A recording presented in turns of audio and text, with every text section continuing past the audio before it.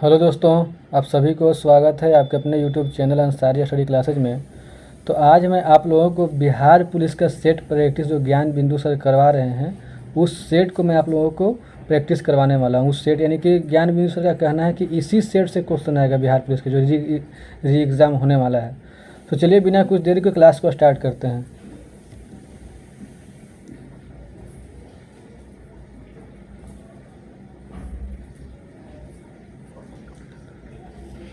दोस्तों, पहला प्रश्न है कि गोंडवाना लैंड के टूटने का क्रम प्रारंभ हुआ, यानी गोंडवाना लैंड जो है उसके टूटने का क्रम प्रारंभ हुआ।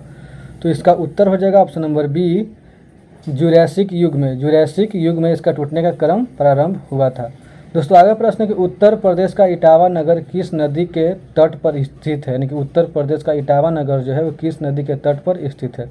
दोस्तों, इसका सही उत्तर हो जाएगा ऑप्शन नंबर सी, यमुना नदी के तट पर स्थित है। दोस्तों, आगे प्रश्न है कि देश में मैंग्रोव वनस्पति का क्षेत्रफल कुल भौगोलिक क्षेत्रफल का कितना प्रतिशत है, यानी कि देश में जो है मैंग्रोव वनस्पति का क्षेत्रफल कुल भौगोलिक क्षेत्रफल का कितना प्रतिशत है।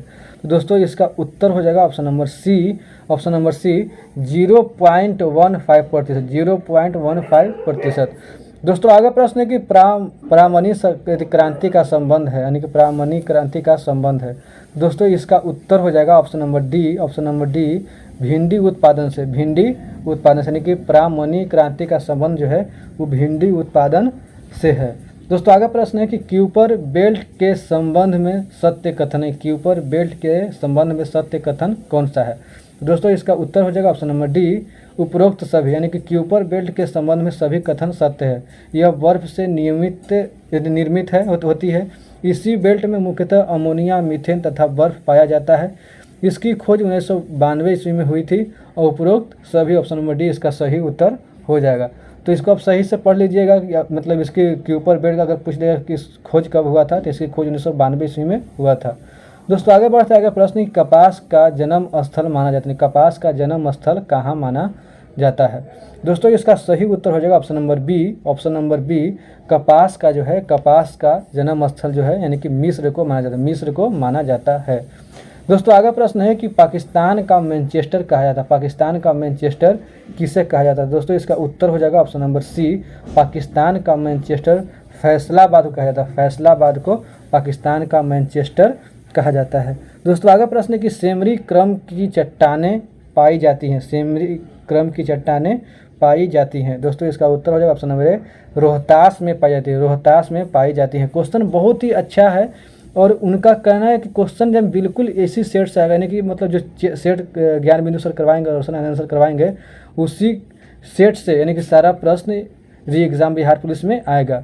दोस्तों, आगे बढ़ते आगे प्रश्न है कि किस नदी द्वारा सर्वाधिक मलबे अपने तली पर निक्षेपित किया जाता है, यानी कि किस नदी द्वारा सर्वाधिक मलबे अपने तली पर निक्षेपित किया जाता है। दोस्तों, इसका उत्तर हो जाएगा ऑप्शन नंबर सी, कोसी नदी के मतलब किया जाता है।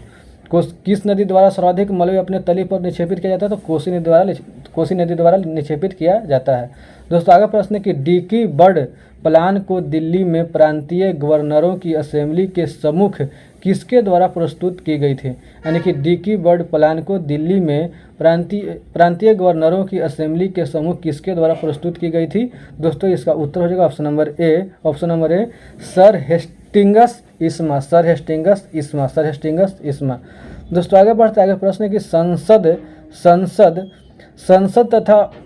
संसद तथा राज्य विधानसभाओं के भंग होने के परिणाम स्वरूप निर्धारित अवधि से पहले होने वाला चुनाव कहलाता है, यानी कि संसद तथा राज्य विधान सभाओं के भंग होने के परिणाम स्वरूप निर्धारित अवधि से पहले होने वाला चुनाव कहलाता है। दोस्तों, इसका सही उत्तर हो जाएगा ऑप्शन नंबर बी, मध्यावधि चुनाव के बीच में हो रहा तो मध्यावधि चुनाव ही कहलाएगा। दोस्तों, आगे बढ़ते आगे प्रश्न है कि भारतीय संविधान में किस अनुच्छेद में भारत में मूल अधिकारों के तहत प्रत्येक व्यक्ति को धार्मिक मामलों में संरक्षण प्राप्त है, यानी कि भारतीय संविधान में किस अनुच्छेद में भारत में कुल अधिकारों के तहत प्रत्येक व्यक्ति को धार्मिक मामलों में संरक्षण प्राप्त है। दोस्तों इसका उत्तर हो जाएगा ऑप्शन नंबर डी, उपरोक्त मतलब सभी में, यानी कि अनुच्छेद 25 और 26 में भी धार्मिक मामलों में संरक्षण है, अनुच्छेद 27 में भी है, अनुच्छेद 28 में भी है। तो इसका उत्तर हो जाएगा ऑप्शन नंबर डी, सभी में।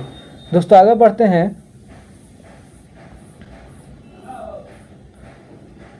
और आगे प्रश्न है कि सरकार ने क्रीमी लेयर के मापदंड को 6 लाख रुपये से बढ़ाकर 8 लाख किया, यानी कि सरकार ने क्रीमी लेयर के मापदंड को 6 लाख रुपये से बढ़ाकर 8 लाख किया। तो कब किया? तो दोस्तों इसका उत्तर हो जाएगा ऑप्शन नंबर ए, सितंबर 2017 में किया। सितंबर 2017 में किया, सितंबर 2017 में किया। दोस्तों आगे प्रश्न है कि भारतीय संविधान का अनुच्छेद 49 प्रावधान करता है, यानी कि भारतीय संविधान का अनुच्छेद 49 प्रावधान करता है, क्या कहता है? तो दोस्तों इसका उत्तर हो जाएगा option number B. Option number B, राष्ट्रीय महत्व के स्मारकों, स्थानों और वस्तुओं का संरक्षण करता है। यानी कि भारतीय संविधान का अनुच्छेद 49 क्या कहता है कि राष्ट्रीय महत्व के स्मारकों, स्थानों और वस्तुओं का संरक्षण करना कहता है। दोस्तों आगे बढ़ते हैं। आगे प्रश्न है कि राष्ट्रपति के चुनाव के लिए कुल डाले गए मतों का कितना प्राप्त नहीं होने पर जमानत राशि जब्त हो जाती है। यानी कि राष्ट्रपति जब चुनाव में खड़े होते हैं तो कुल डाले गए मतों का कितना प्राप्त नहीं होने पर जमानत राशि जब्त हो जाती है। तो दोस्तों इसका उत्तर हो जाएगा ऑप्शन नंबर सी, 1/6 भाग। दोस्तों आगे प्रश्न है, किस अनुच्छेद के तहत अंतर्राष्ट्रीय व्यापार या वाणिज्य की स्वतंत्रता का प्रतिबंध लगाने वाले किसी विधेयक के लिए राष्ट्रपति की पूर्व सहमति अनिवार्य बताई गई है? यानी किस अनुच्छेद के तहत अंतर्राष्ट्रीय व्यापार या वाणिज्य की स्वतंत्रता पर प्रतिबंध लगाने वाले किसी विधेयक के लिए राष्ट्रपति की पूर्व सहमति अनिवार्य बताई गई है? दोस्तों इसका उत्तर हो जाएगा ऑप्शन नंबर बी, अनुच्छेद 304। दोस्तों आगे प्रश्न है कि ढेबर आयोग का संबंध है। तो ढेबर आयोग का जो संबंध है वो यानी कि विशेष रूप से कमजोर जनजातीय समूह के लिए मतलब संबंध है। यानी कि ढेबर आयोग का संबंध किससे? तो विशेष रूप से कमजोर जनजातीय समूह के लिए यानी कि संबंध है। दोस्तों आगे प्रश्न है कि किस अनुच्छेद में ग्राम सभा की शक्तियां व कार्यों का वर्णन किया गया? यानी किस अनुच्छेद में ग्राम सभा की शक्तियों व कार्यों का वर्णन किया गया है? दोस्तों इसका उत्तर हो जाएगा ऑप्शन नंबर ए, अनुच्छेद 243 के क में मतलब वर्णन किया गया है। दोस्तों आगे प्रश्न, असत्य का मिलान करें। असत्य का चयन करें, सत्य का चयन करना है। तो सत्य का चयन करना है। तो दोस्तों इसमें जो है यानी कि इंद्रजीत गुप्ता समिति 1988 सरकार द्वारा चुनाव खर्च वहन करने पर गठित समिति थी, सही है। और JS वर्मा समिति चुनाव कानून में संशोधन, ये गलत है। तो असत्य कथन का चुनाव करना है, तो असत्य कथन ऑप्शन नंबर बी है। ऑप्शन नंबर बी इसका यानी कि ऑप्शन नंबर बी इसका असत्य कथन है। दोस्तों आगे प्रश्न जो है वो मैथ का प्रश्न है। तो मैथ का प्रश्न यहाँ पर सोल्व नहीं होगा क्योंकि मैथ का प्रश्न सोल्व करने में काफ़ी टाइम लगेगा। तो चलिए इसका ऑप्शन आप लोगों को बता देते हैं। आपका ऑप्शन मतलब बना करके हल कर लीजिएगा कि इसका सही उत्तर कौन सा होगा। तो इसका जो सही उत्तर होगा दोस्तों वो यानी कि इसका सही उत्तर हो जाएगा ऑप्शन नंबर बी। इसका सही उत्तर हो जाएगा 2। आगे भी मैथ का प्रश्न है तो इसका यानी कि 21 का उत्तर हो जाएगा ऑप्शन नंबर बी। इसका भी ऑप्शन नंबर बी उत्तर हो जाएगा। ऑप्शन नंबर बी इसका उत्तर हो जाएगा।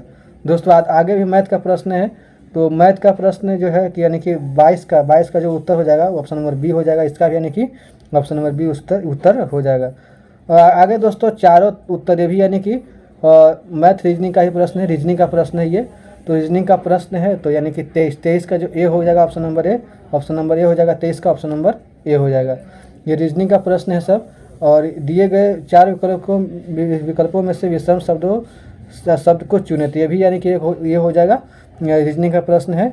तो दोस्तों इसका 24 का जो उत्तर हो जाएगा वो 24 का उत्तर बी हो जाएगा। 24 का उत्तर बी होगा पास। दोस्तों आगे प्रश्न है, भारत में साख निर्धारण के संबंध में क्रियाशील की स्थापना किया गया। तो ये इसका उत्तर हो जाएगा, भारत में साख निर्धारण के संबंध में क्रियाशील का स्थापना कब किया गया। तो दोस्तों इसका उत्तर जो हो जाएगा, इसका 25 का जो उत्तर हो जाएगा ऑप्शन नंबर बी हो जाएगा, ऑप्शन नंबर बी होगा। 1987 ईस्वी में किया गया, 1987 ईस्वी में किया गया था, 1987 ईस्वी में किया गया था। दोस्तों आगे प्रश्न, जीएसटी परिषद में केंद्र और राज्यों से मिलाकर कुल सदस्यों की संख्या, यानी कि जीएसटी परिषद में केंद्र और राज्यों से मिलाकर कुल सदस्यों की संख्या। तो दोस्तों इसका उत्तर जो हो जाएगा option number B, option number B, option number B 33 सदस्य हो जाएंगे, 33 सदस्य हो जाएंगे। दोस्तों आगे बढ़ते हैं, आगे प्रश्न है कि राजकोषीय घाटे की अवधारणा को किस समिति ने प्रस्तुत किया था।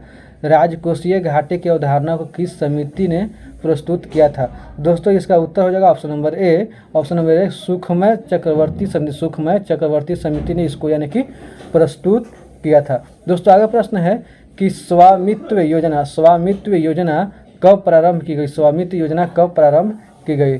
दोस्तों इसको देख लेते हैं।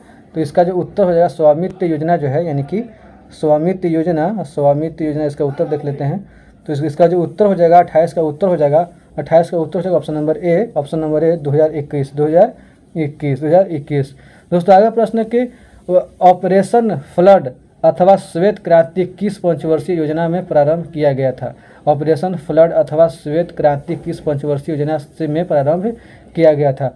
तो 29 का सही उत्तर हो जाएगा ऑप्शन नंबर ए, चतुर्थ पंचवर्षीय योजना में ऑपरेशन फ्लड तथा श्वेत क्रांति की पंचवर्षीय योजना के प्रारंभ किया था। ऑप्शन नंबर ए इसका चतुर्थ पंचवर्षीय योजना आप लोग याद करिएगा।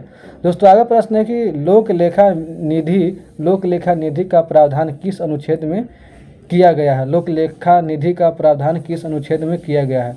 तो दोस्तों 30 का सही उत्तर हो जाएगा ऑप्शन नंबर बी, अनुच्छेद 266 के दूसरा 266 के 2 में, इसको ख भी कर सकते हैं। दोस्तों आगे प्रश्न है कि जेंडर बजटिंग का सबसे पहला प्रयोग किस देश में किया गया था। जेंडर बजटिंग का सबसे पहला प्रयोग किस देश में किया गया था। तो दोस्तों इसका उत्तर हो जाएगा ऑप्शन नंबर ए, ऑस्ट्रेलिया में। जेंडर बजटिंग का सबसे पहला प्रयोग किस देश में किया गया था, तो ऑस्ट्रेलिया में किया गया था। ऑप्शन नंबर ए इसका सही उत्तर हो जाएगा। दोस्तों आगे प्रश्न है कि आज़ादी से लेकर अब तक भारतीय रुपयों का कितनी बार अवमूल्यन किया गया, यानी कि आज़ादी से लेकर अब तक भारतीय रुपयों का कितनी बार अवमूल्यन किया गया। तो 32 का सही उत्तर हो जाएगा ऑप्शन नंबर बी 3 बार। ऑप्शन नंबर बी 3 बार जो है किसका अवमूल्यन किया गया। दोस्तों आगे प्रश्न है कि एक छात्र ने 5/4 के बजाय 4/5 के एक संख्या का गुना किया, उस गणना में हुई प्रतिशत त्रुटि क्या है। तो ये मैथ का प्रश्न है, तो मैथ का प्रश्न यहाँ पर सुलभ नहीं होगा क्योंकि समय ज़्यादा लग जाएगा।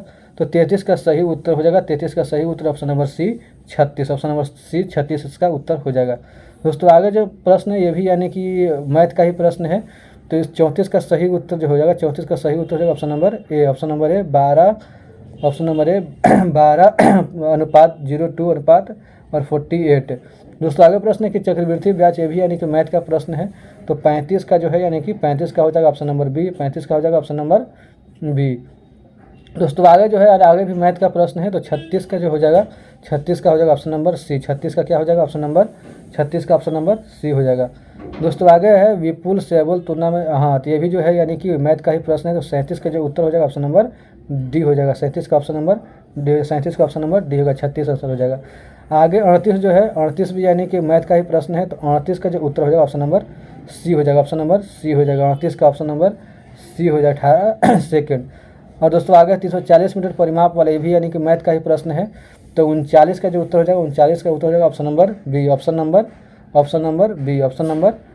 नंबर बी यानी कि 3440।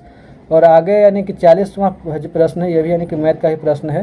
तो यहाँ मैथ का जो है ना, मैथ और रीजनिंग का जो है हम लोग उस सिर्फ यानी कि आंसर बता देंगे, आप लोग सोल्व करके देख लीजिएगा। तो 40 का जो उत्तर हो जाएगा, 40 का उत्तर हो जाएगा option number C, option number C -9। निम्न में से कौन सा आवेग का उदाहरण नहीं है। निम्न में से साइंस का प्रश्न है, निम्न में से कौन आवेग का उदाहरण नहीं है। तो 41 का जो सही उत्तर हो जाएगा दोस्तों ऑप्शन नंबर सी, ऊंचाई से कूदने पर चोट लगना। ये आवेग का उदाहरण नहीं है, ऊंचाई से कूदने पर चोट लगना ये आवेग का उदाहरण नहीं है। तो इसका उत्तर हो जाएगा option number C, option number सी।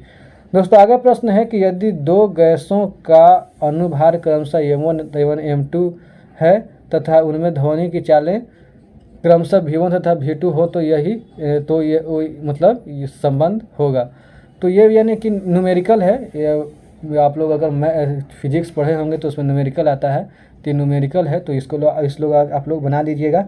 तो 42 का उत्तर हो जाएगा ऑप्शन नंबर बी हो जाएगा, ऑप्शन नंबर बी हो जाएगा, ऑप्शन नंबर बी हो जाएगा। V1 बटा V2 बराबर अंडर स्क्वायर M2 बटा M1। दोस्तों आगे देखते हैं कि प्रश्न है 43 नंबर कि विशिष्ट ऊष्मा का मान सर्वाधिक होता है, विशिष्ट ऊष्मा का मान सर्वाधिक होता है। तो 43 का जो सही उत्तर हो जाएगा, 43 का सही उत्तर हो जाएगा option number A, option number A पानी का। ऑप्शन नंबर विशिष्ट ऊष्मा का मान सर्वाधिक होता है, तो पानी का सर्वाधिक होता है। दोस्तों आगे प्रश्न है 44 नंबर प्रश्न है, 44 नंबर प्रश्न है कि सर्वप्रथम किसने प्रकाश का वेग ज्ञात किया था, सर्वप्रथम किसने प्रकाश का वेग ज्ञात किया था। 44 का उत्तर हो जाएगा ऑप्शन नंबर डी रोमर ने सर्वप्रथम प्रकाश का वेग ज्ञात किया था। दोस्तों आगे बढ़ते हैं और आगे प्रश्न है कि विशिष्ट चालकता की SI इकाई होती थी, विशिष्ट चालकता की SI इकाई होती है। तो 45 का सही उत्तर हो जाएगा option number D, option number D, option number D उपरोक्त सभी यानी कि विशिष्ट चालकता की SI इकाई होती है ओम प्रति मीटर प्रति मोहमीटर सीमेन मीटर। तो उपरोक्त इसका सही सभी हो जाएगा। दोस्तों आगे प्रश्न प्रति चुंबकीय पदार्थ है, प्रति चुंबकीय पदार्थ है, तो इसका उत्तर हो जाएगा ऑप्शन नंबर ए एंटीमनी। प्रति चुंबकीय पदार्थ कौन है, तो एंटीमनी जो है प्रति चुंबकीय पदार्थ है। दोस्तों आगे प्रश्न है कि एक्स किरणों का पता लगाने के लिए हम प्रयोग करते हैं, यानी एक्स किरणों का पता लगाने के लिए हम किसका प्रयोग करते हैं। तो 47 का उत्तर हो जाएगा ऑप्शन नंबर सी बेरियम प्लेटिनोसाइनाइड का हम लोग प्रयोग करते हैं। दोस्तों आगे बढ़ता आगे प्रश्न है कि भारतीय राष्ट्रीय संघ का नाम बदलकर किसके सुझाव पर भारतीय राष्ट्रीय कांग्रेस कर देगा। भारतीय राष्ट्रीय संघ का नाम बदलकर किसके सुझाव पर भारतीय राष्ट्रीय कांग्रेस कर दिया गया है। तो दोस्तों इसका जो उत्तर 48 का उत्तर हो जाएगा, 48 का उत्तर हो जाएगा option number B, option number B Dadabhai Naoroji. भारतीय राष्ट्रीय संघ का नाम बदलकर किसके सुझाव पर भारतीय राष्ट्रीय कांग्रेस कर दिया गया, तो दादा भाई नौरोजी। ये उत्तर छप सकता है एग्जाम में। दोस्तों आगे प्रश्न है कि प्रथम विश्व युद्ध के दौरान किस भारतीय नेता ने अमेरिका की यात्रा की, यानी कि प्रथम विश्व युद्ध के दौरान किस भारतीय नेता ने अमेरिका की यात्रा की। तो दोस्तों 49 का जो उत्तर हो जाएगा, 49 का उत्तर हो जाएगा option number C, option number C इसका उत्तर हो जाएगा लाला लाजपत राय। दोस्तों आगे प्रश्न है किस वायसराय के कार्यकाल में भूटान युद्ध हुआ था, यानी किस वायसराय के कार्यकाल में भूटान युद्ध हुआ था। तो दोस्तों 50 का जो उत्तर हो जाएगा, 50 का उत्तर हो जाएगा option number A Lord John Lawrence. दोस्तों आगे बढ़ते हैं, आगे प्रश्न है कि बुर्ज हम एवं गुफा कराल नामक स्थल किस काल के, यानी कि बुर्ज हम एवं गुफा कराल नामक स्थल किस काल के हैं। तो दोस्तों 51 का जो सही उत्तर हो जाएगा ऑप्शन नंबर बी, इसका सही उत्तर नौपाषाणकालीन काल का यानी कि है। यानी कि बुर्ज हम गुफे कराल नामक स्थल किस काल से है, तो नौपाषाणी काल से है। दोस्तों आगे प्रश्न कि भद्रबाहु ने कल्पसूत्र को किस भाषा में लिखा है, भद्रबाहु ने कल्पसूत्र को किस भाषा में लिखा है। तो 52 का सही जो उत्तर हो जाएगा दोस्तों ऑप्शन नंबर डी पाली, ऑप्शन नंबर डी संस्कृत भाषा में लिखा, ऑप्शन नंबर डी 52 का उत्तर है ऑप्शन नंबर डी संस्कृत भाषा में लिखा है। क्योंकि देखिए प्रश्न इसलिए पूछ रहा है कि भद्रबाहु जो है वो यानी कि क्या बौद्ध धर्म का एक पार्ट है, और ज़्यादातर जो बौद्ध धर्म का जो यानी कि प्रचार प्रसार किया गया वो पाली भाषा में किया गया, लेकिन भद्रबाहु जो है यानी कि कल्पसूत्र जो है संस्कृत में लिखा गया, इसलिए इसका प्रश्न छपने की संभावना है। दोस्तों आगे प्रश्न कि चोलकालीन मुद्रा नियमन से संबंधित समिति को कहते हैं, चोलकालीन मुद्रा नियमन से संबंधित समिति को कहते हैं। तो 53 का जो सही उत्तर हो जाएगा, 53 का सही उत्तर हो जाएगा option number C, option number C पोन वारियम। दोस्तों आगे प्रश्न है गजनवी वंश का संस्थापक अल्पतगीन प्रारंभ में था। गजनवी वंश का संस्थापक कौन था, अल्पतगीन प्रारंभ में था। तो प्रारंभ में कहाँ था, तो दोस्तों 54 का सही उत्तर है ऑप्शन नंबर ए एक तुर्क दास था।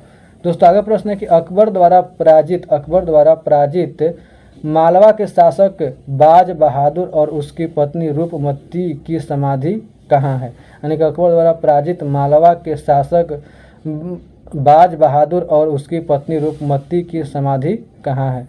दोस्तों 55 का उत्तर हो जाएगा, 55 का उत्तर हो जाएगा वो, यानी कि 55 का उत्तर हो जाएगा, 55 का जो उत्तर हो जाएगा वो यानी कि ऑप्शन नंबर बी इसका सही उत्तर हो जाएगा। उज्जैन में, उज्जैन में है, उज्जैन में है। दोस्तों आगे प्रश्न सुमेलित करें, सुमेलित वाला प्रश्न सुमेलित करना है, तो 56 को सुमेलित करना है दोस्तों, 56 को सुमेलित करना है। तो इसका जो सुमेलित देखिए कूट में इसका उत्तर देना है, यानी कि कूट में इसका जो है वो कैसे कैसे सुमेलित होगा, तो इसका कूट में कहाँ कहाँ सुमेलित है, इसका कूट में उत्तर देना है 56 का, 56 का कूट में सुमेलित करना है। तो पहला का महाशोध, महाशोध का जो मिलान होगा, महाशोध का जो मिलान होगा वो यानी कि बौद्धकालीन वैद्य से होगा, बौद्धकालीन वैद्य से होगा, बौद्धकालीन महाशोध कुमार का मिलान जो होगा बौद्धकालीन वैद्य से होगा, बौद्धकालीन वैद्य से होगा। और वाजस्पति मिश्र का जो मिलान होगा वो भाष्यकार से होगा, भाष्यकार से होगा। और वोरोचन का जो मिलान होगा वो नालंदा विश्वविद्यालय के आचार्य से होगा, यानी कि तीसरा का सी से होगा, तो इसका उत्तर होगा BAC, ऑप्शन नंबर सी इसका सही उत्तर हो जाएगा। दोस्तों आगे प्रश्न है कि प्रार्थना समाज के संस्थापक कौन थे? प्रार्थना समाज के संस्थापक कौन थे? तो दोस्तों 57 का सही उत्तर हो जाएगा ऑप्शन नंबर डी, प्रार्थना समाज के संस्थापक प्रश्न ज्योतिबा राव फुले, ज्योतिबा राव फुले प्रार्थना समाज के संस्थापक कौन थे? तो प्रार्थना समाज के संस्थापक ज्योतिबा राव फुले नहीं थे, राजा राम मोहन राय थे, राजा राम मोहन राय थे। प्रार्थना समाज के संस्थापक कौन थे? राजा राम मोहन राय थे। दोस्तों आगे प्रश्न है फ्रांस की राज्य क्रांति के समय फ्रांस की मुद्रा क्या थी? फ्रांस की राज्य क्रांति के समय फ्रांस की मुद्रा क्या थी? दोस्तों 58 का सही उत्तर होगा ऑप्शन नंबर सी, लिब्रे, ऑप्शन नंबर सी। फ्रांस की राज्य क्रांति के समय फ्रांस की मुद्रा क्या थी? तो लिब्रे थी। दोस्तों आगे प्रश्न नेपोलियन के पिता का नाम था, यानी कि नेपोलियन के पिता का नाम ही पूछ रहा है आपको एग्जाम में। तो नेपोलियन के पिता का नाम था कार्ले बोनापार्ट, कार्ले बोनापार्ट। दोस्तों आगे प्रश्न है कि translate the given sentence into English. तो इंग्लिश का प्रश्न ये भी आप लोग देख लीजिएगा, तो इसका हम लोग सिर्फ उत्तर बता देंगे। तो तुमने गलती की है, तो इसका बहुत ईजी रहता है, तो इसको ट्रांसलेट करना है कि तुमने गलती की है, तो इसको ट्रांसलेट कैसे करना है? तो you have made a mistake, इसका उत्तर है ऑप्शन नंबर सी। तो इस तरह से a report discusses a particular problem in, तो इसको मिलान करना, इस मतलब ऑप्शन इसका उत्तर हो जाएगा।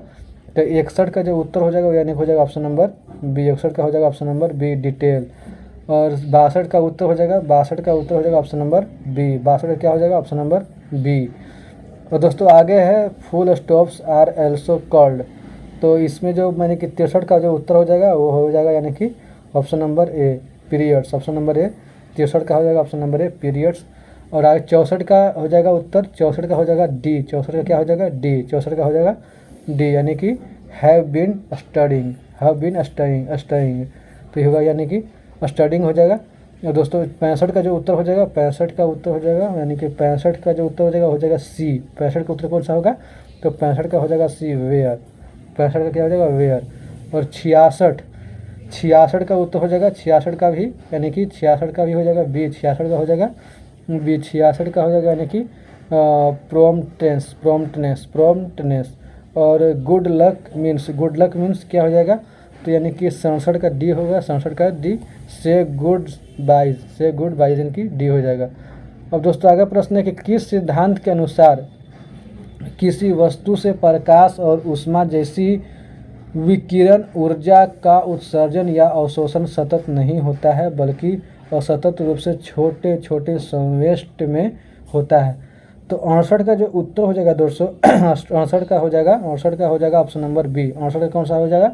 ऑप्शन नंबर फ्लैंक का क्वांटम सिद्धांत, ऑप्शन नंबर बी इसका सही उत्तर, फ्लैंक का क्वांटम। यानी किस सिद्धांत के अनुसार किसी वस्तु से प्रकाश और ऊष्मा जैसी विकिरण ऊर्जा का उत्सर्जन या अवशोषण सतत नहीं होता है, बल्कि असतत रूप से छोटे छोटे संवेष्ट में होता है? तो फ्लैंक का क्वांटम सिद्धांत से होता है।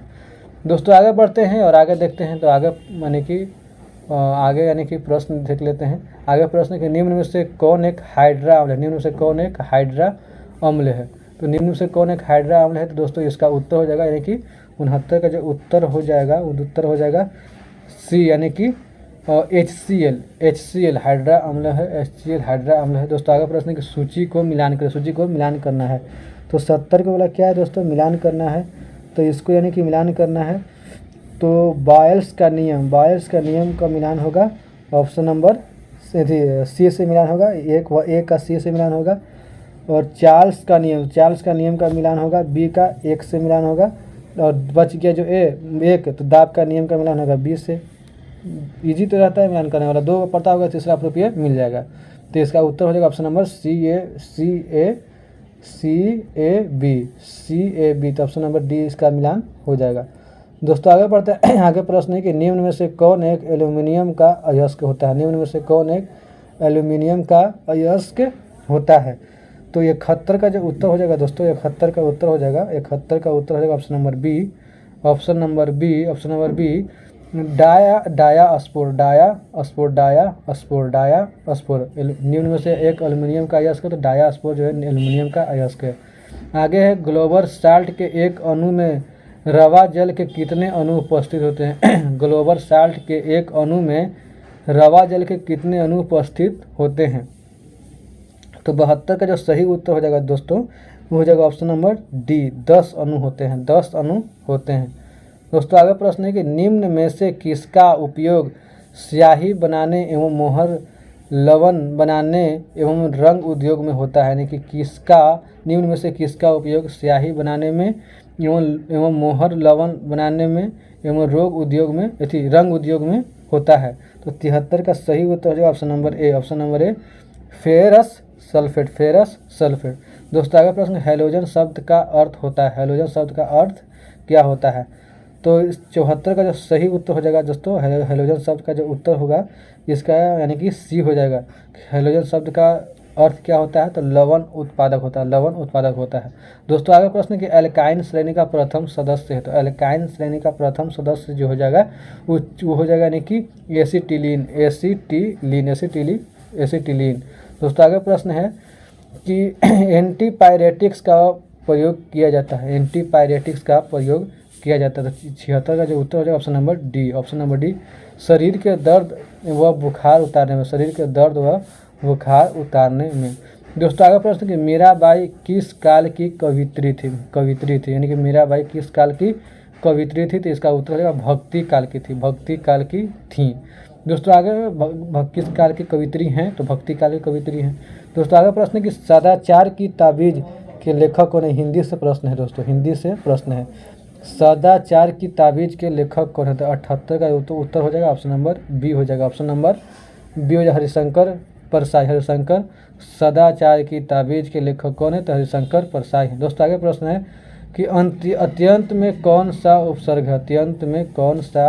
उपसर्ग है? तो दोस्तों इसका उत्तर हो जाएगा ऑप्शन नंबर बी अति उपसर्ग इसमें है। दोस्तों आगे प्रश्न है कि अद्भुत शब्द का समानार्थी नहीं है, अद्भुत शब्द का इसमें कौन समानार्थी नहीं है? तो 79 का उत्तर हो जाएगा बी आश्चर्यजनक जो है वो अद्भुत का मतलब समानार्थी नहीं है। बाकी अद्भुत का समानार्थी जो है अद्वितीय है, भयानक है और अपूर्व है, लेकिन आश्चर्यजनक इसका समानार्थी नहीं है।